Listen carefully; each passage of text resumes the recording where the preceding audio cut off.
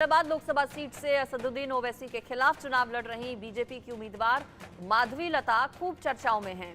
हैदराबाद में तो वोटिंग हो चुकी है, लेकिन माधवी लता बीजेपी के लिए अब दूसरे राज्यों में प्रचार कर रही हैं। मुंबई पहुंची माधवी लता से तमाम सियासी मुद्दों पर मुंबई ब्यूरो चीफ विकास श्रीवास्तव ने खास बातचीत की। सुनिए। मुंबई की 6 लोकसभा सीटों पर 5वें चरण में मतलब 20 मई को चुनाव होने जा रहे हैं और बीजेपी ने अपनी पूरी ताकत झोंक दी है। और यही वजह है कि दक्षिण से भी बीजेपी के कुछ बड़े चेहरे इस वक्त मुंबई में हैं, जमकर चुनाव प्रचार कर रहे हैं।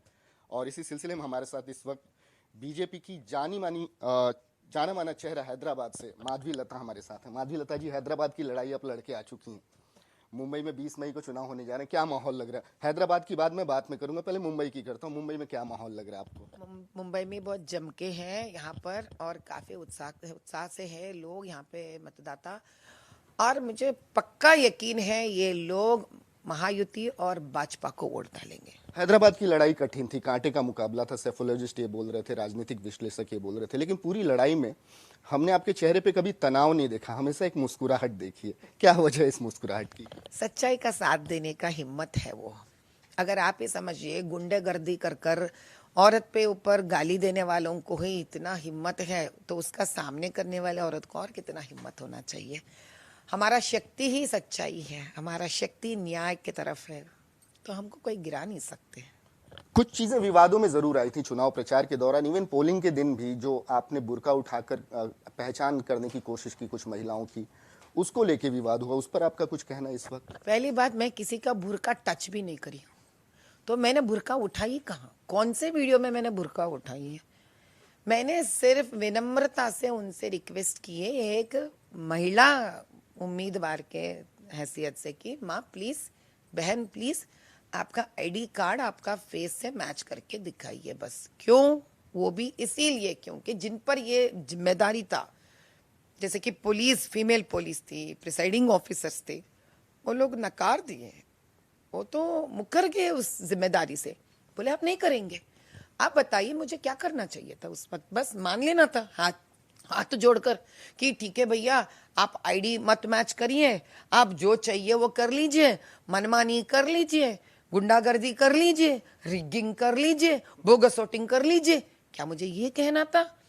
तो बता दीजिए मुझे। आपको विवादों में घिरने के पीछे आपको उनकी हताशा लगती है क्या? क्योंकि 40 साल से उनका उस सीट पे कब्जा है, लेकिन पहली बार किसी ने असदुद्दीन ओवैसी को घबराते देखा, कुछ स्टेटमेंट में फंबल्स करते देखा, ये उनकी हताशा लगती है आपको?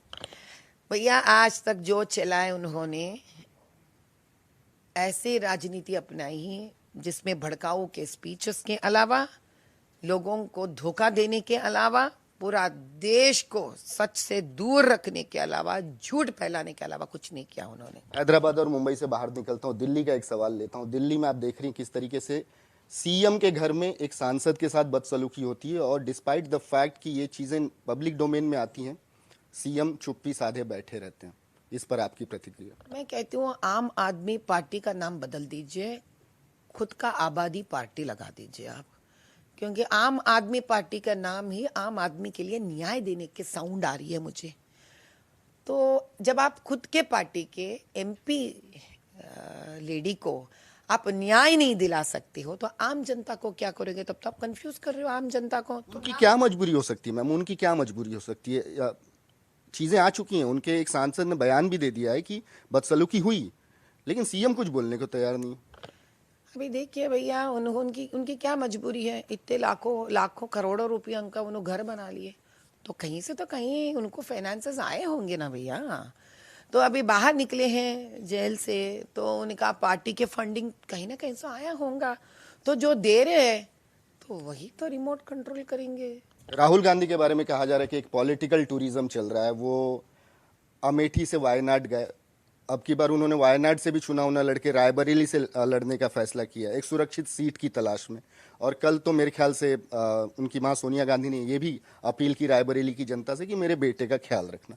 ये डेवलपमेंट पर आपकी प्रतिक्रिया? हाँ, मैं समझ सकती हूँ, काफी देर हो गया है, लेकिन माँ कभी बेटे को इतनी लेट नहीं, इतनी आलस से नहीं, लेकिन थोड़ा जल्दी से, तकरीबन एक 25 साल से 35 साल के अंदर शादी के वक्त लड़की को सौंपती है कि करके बेटा मेरा जिम्मेदारी हो गया, अभी पत्नी है आप संभालो मेरे बेटे को।